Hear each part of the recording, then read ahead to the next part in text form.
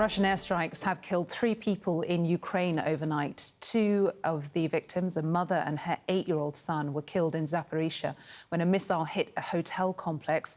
One man was killed in the Dnipro region. Ukrainian officials say they shot down dozens of Russian drones. These new deadly attacks come a day after another wide-ranging Russian air assault, which wounded 4 people on the day the Ukrainian children returned to school for a new term. Ukraine's successes with its incursion into Russia's Kursk region and its setbacks in the Donetsk region are bringing the world's attention back to the war, and local businesses are reacting with urgency.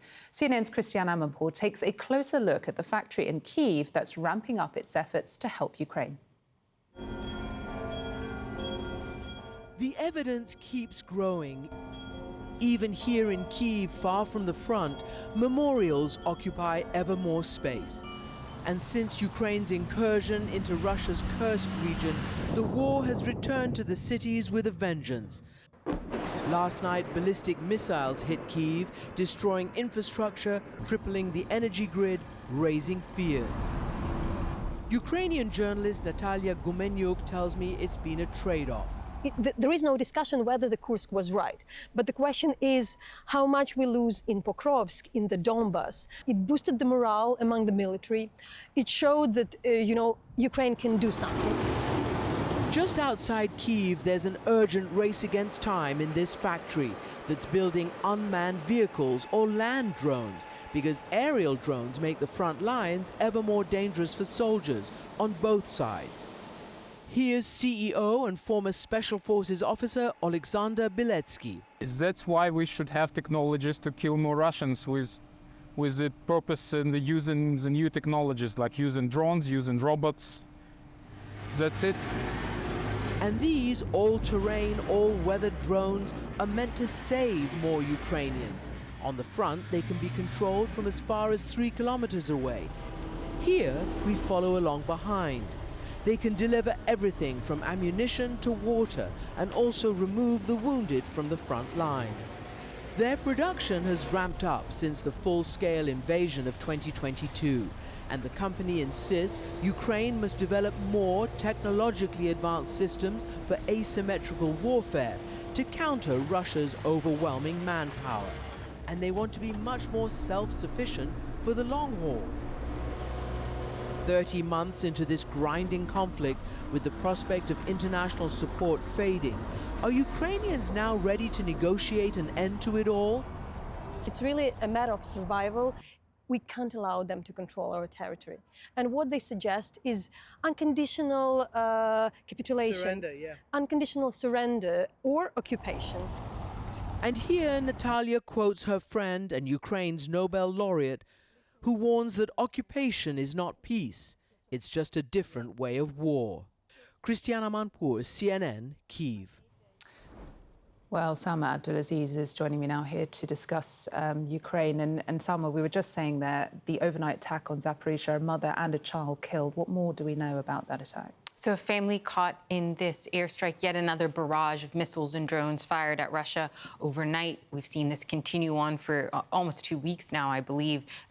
The latest victims are this mother and her 8-year-old son, both killed in this attack. They were staying in a hotel in Zaporizhzhia. That indicates they were probably displaced people. The husband and another child, a 13-year-old daughter, are now in hospital with serious wounds. Just a reminder of the families, the people who are really stuck in the crosshairs of this conflict. And as Ukraine tries to hit back at this uptick in Russian bombardment. It's really been an uptick since the invasion of Kursk a few weeks after that. That's really when Russian forces started barreling through with these drones, missiles, ballistic missiles near daily towards Ukrainian cities and towns. Ukraine's foreign minister is saying, we're fighting with our hands tied behind our back. And he is saying that because Ukrainians are pleading with the White House to lift restrictions on the use of long-range missiles. They want to be able to strike deep in the heart of Russia to hit these sites before they fire that barrage of missiles and drones, to be on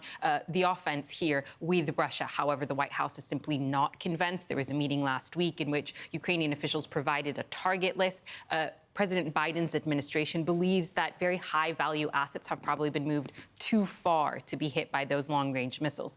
In the meanwhile, You also have what's happening in the Donbass, where Ukrainian troops are outmanned and outgunned. That makes that Kursk offensive look less and less like a shimmering prize if it means that Russian forces still continue to barrel on through towards Pokrovsk, because even President Zelensky has admitted that was the goal of entering Kursk, to divert Russian forces away, and that does not seem to have played out on the battlefield. So very tough days ahead for Ukraine. And meanwhile, President Putin trying to capture the world's attention in a very brazen and different way, arriving in Mongolia, an ICC member, an ICC signatory, and it not resulting in his arrest. In fact, more than that, they rolled out the red carpet for him, it seems. President Putin always trying to make headlines, even calling out Ukraine for their strategy in Kursk, you know, whisking that away, saying, I know the game they wanted to play. I know they wanted me to divert troops to Kursk. I'm not falling for that. Absolutely trying to demonstrate not just strength in the face of Ukrainian troops literally on Russian territory, literally claiming Russian land, but also trying to demonstrate that he continues to have a coalition of partners. And that's really the message there from President Putin. Interesting. Salma, thank you for now.